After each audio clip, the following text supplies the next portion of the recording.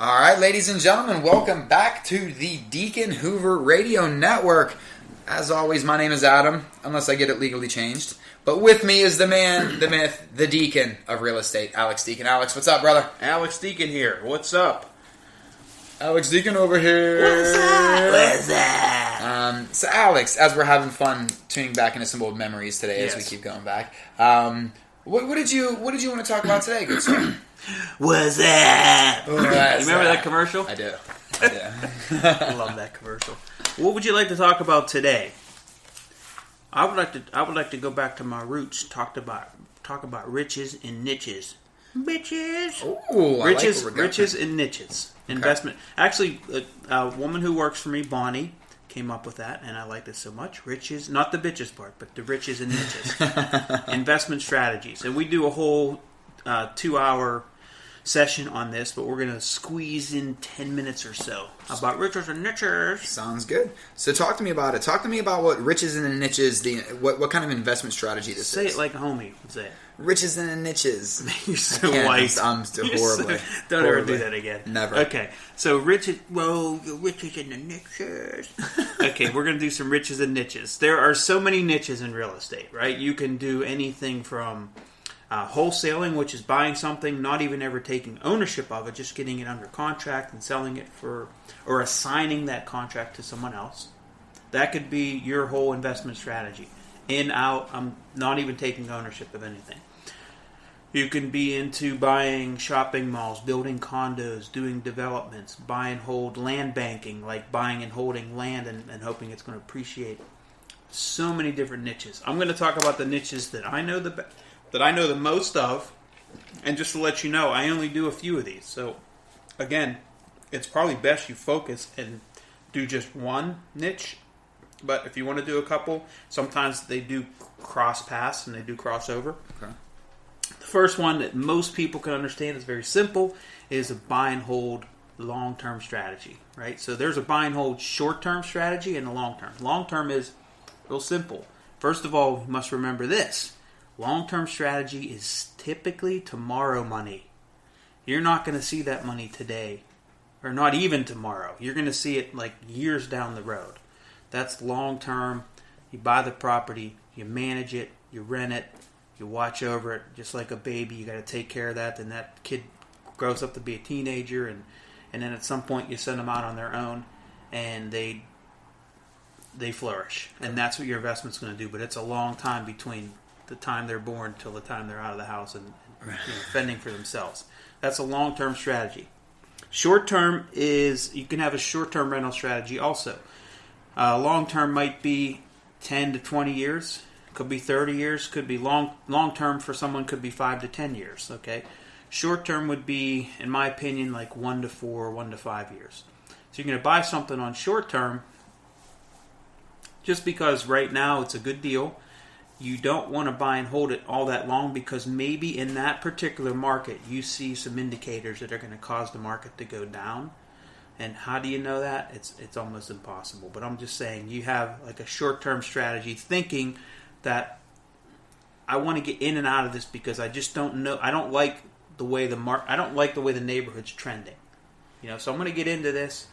I'm going to get it rented as much as possible. And then I'm going to sell it at the highest dollar amount and get out. Okay? A long-term strategy would be in an area that you see trending way upward. Okay? And sometimes that doesn't happen in 1 or 2 years. Sometimes that takes 5 to 10 to 15 years. So long-term strategy would be in a case like that where you buy something for $50,000 and in 5 years you're hoping it's going to be worth $250,000. Or 10 years, $250,000. Way faster than the average appreciation is in real estate in the Pittsburgh area. And the long-term buy and hold strategies are typically in areas like that, or they're in areas that are really stable, good school districts, high average household income. Those areas most likely are not going to be going down in value. They're typically always going to increase in value, be very stable, but those take a long time to get your return on them. They're low maintenance, they're low management because you're getting a kind of a better clientele with a higher average household income, but you're not going to see that return on investment for a long time. Gotcha. Okay. So those are a couple different niches. We talked about wholesaling, which is just your in and out, right? You're making now money. Like that is legitimately now money. Like you can get something under contract for $20,000. Already have a guy in line who wants to buy it for $25,000.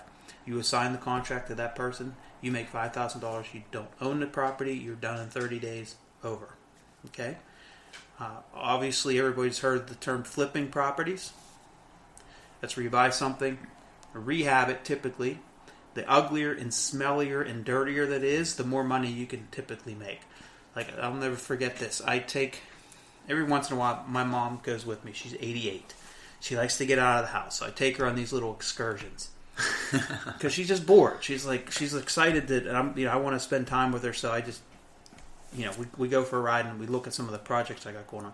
So we drive by one the other day, and this house was nasty. She didn't want to get out of the car. She's like, ew, I can't believe you paid money for that. I'm like, Mom, I'm probably going to make the most money on that house.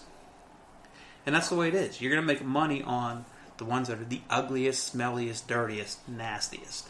But it's also going to take a lot more time and effort, a lot more knowledge, skill, management of the project, so on and so forth. But flipping is another niche. So flipping is kind of now money also. Okay. You're going to buy something in 3 months, you're going to have it rehabbed, another 3 months it's going to be sold. That's now money. Now on that now money, remember what you're paying in taxes on that now money. Typically, after you do so many flips, you're considered what they call a dealer. I'm talking about the IRS. Consider you a dealer. Oh, okay. Not a drug dealer, but you're a dealer of properties. And that's you when are we get paying iced tea in here. Yeah, you don't like tea and bitches and niches. So you're paying regular income on that income. That's not real estate rental income. Because rental income is taxed differently. It's taxed as passive income. And that's why we talked about having good team members and having your CPA help you understand this. So you're getting taxed differently on flip money than you are on long-term rental money. So typically what happens in the industry is you flip a couple, then you buy a long-term buy and hold. Okay.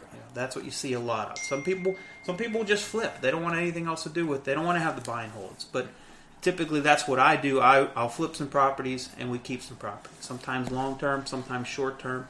And sometimes a long-term strategy turns into a short-term strategy because you have something that you wanted to hold on for 20 years, but something comes up in your finances and you could really use that equity and the market's hot right now. Okay, let me sell that one, take all the equity I have in it, and let me move it over to this area because I think I can make even more money over here. Gotcha. Okay. Now, after just listening to me ramble on about riches and niches, does that bring up any questions for you, or does that bring up any points that you want to ask? Is there one way now, and this is obviously going to be, everyone I think is going to probably have their own opinion on this, but is there one that you prefer over the other, or do you think that this is something where you kind of have to have a mixed bag? You kind of have to have a little bit of tomorrow money, a little bit of now money, a little bit of short-term strategies. Like, is it better to be a little bit more diversified in your portfolio, or is it on a per investor basis? That is a good question. If you ask probably 5 successful real estate investors, they'd probably tell you, everybody would tell you something different. Okay.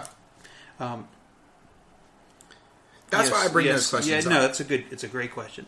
And when I'm like talking to you and we're conversing about these strategies and all these other topics we talk about, this is just what from my experience. Yep. That's why you really should listen to other sessions and read different books and get to learn all different ways to be successful in this type of business.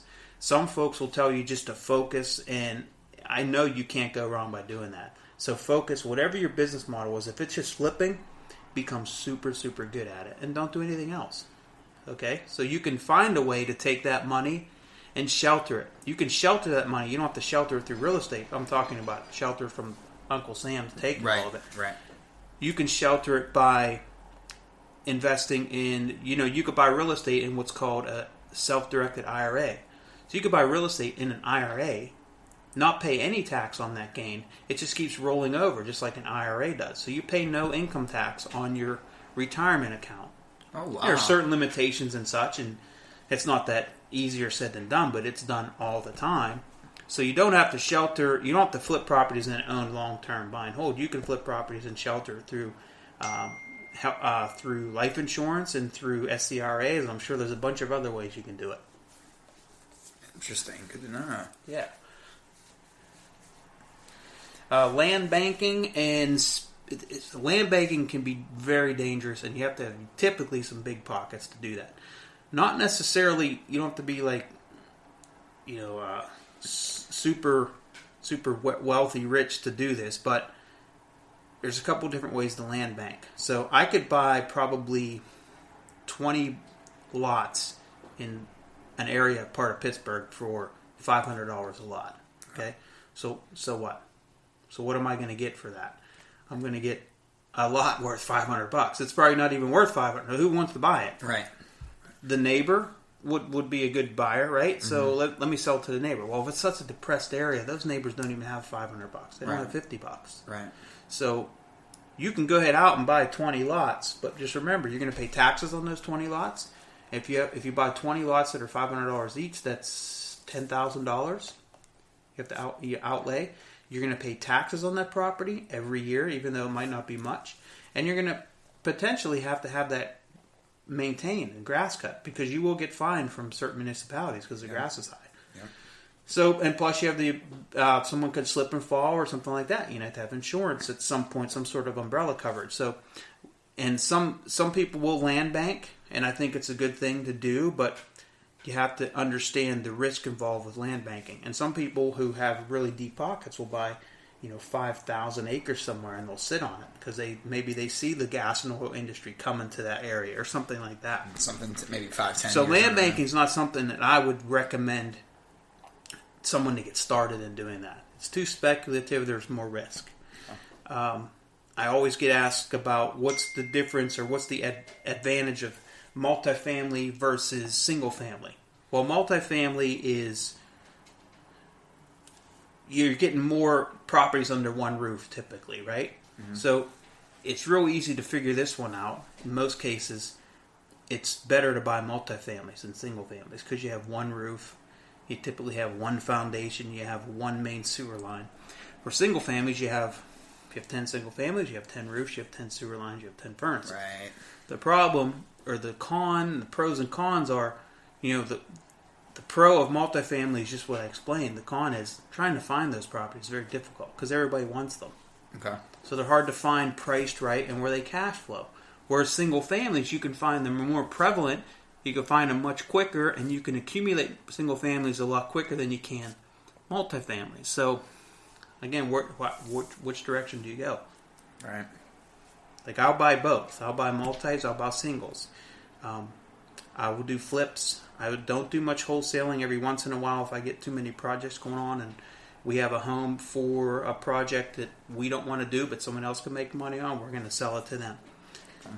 There's also lending opportunities. How can you make money in real estate and not even touch a hammer, not even buy a property, never even put it in your name, never take ownership of it, never rent it? You can lend money to investors like myself.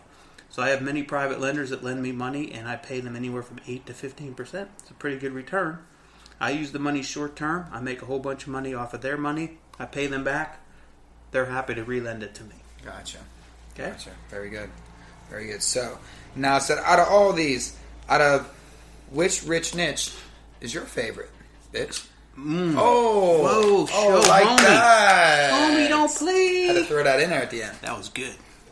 I would say my favorite would be, I don't have a favorite, to be honest with you. I do like buy and hold long term in a good area. Gotcha. Okay? Those deals are hard to find because they tend to be in such demand that you overpay for them.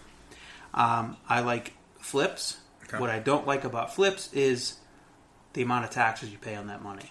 Gotcha. Because I'm in a higher income tax bracket. So any money I make, I'm giving away a lot of it back to Uncle Sam. But I do like flips. Okay. All right. Sir, we got 30 seconds. What else you want to 30 seconds. Just do it. Yeah, don't hold back. Get out there and buy something safe. Buy something that's low stress. Get a good mentor. Build your team. Pick the niche you want to hang with, and pick something that's going to be easy for the first deal. There we go. All right. Alex, thank you very much. Thank you. Guys, we will see you next time.